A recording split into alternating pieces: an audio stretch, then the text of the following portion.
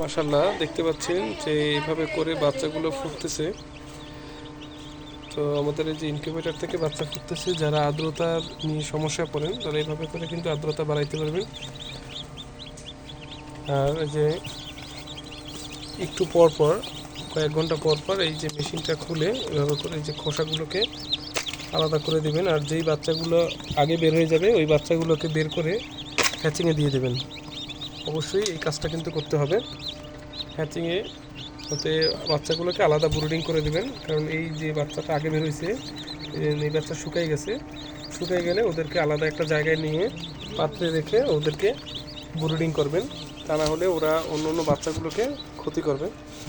আর অবশ্যই এই সময়টাতে এই যে আর্দ্রতাটা খেয়াল রাখবেন যাতে 80, 75, 80 এরকম থাকে। আর 75, 80 করার জন্য এই পদ্ধতিটা অবলম্বন করবেন। যারা ম্যানুয়াল মেশিন নেন তারা এই পদ্ধতিতে কিন্তু কাজ করবেন। যে দেখেন এই আর একজন বের হয়েছে, দেখে উঁকি মারতেছে। এগুলো হচ্ছে লেয়ার মুরগির ডিম।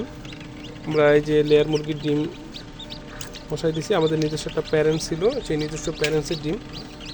কিন্তু অনেকে আবার বাজারের ডিম কিনে দিতে চায়, সেটা কিন্তু হবে না, সেক্ষেত্রে খেয়াল রাখবেন।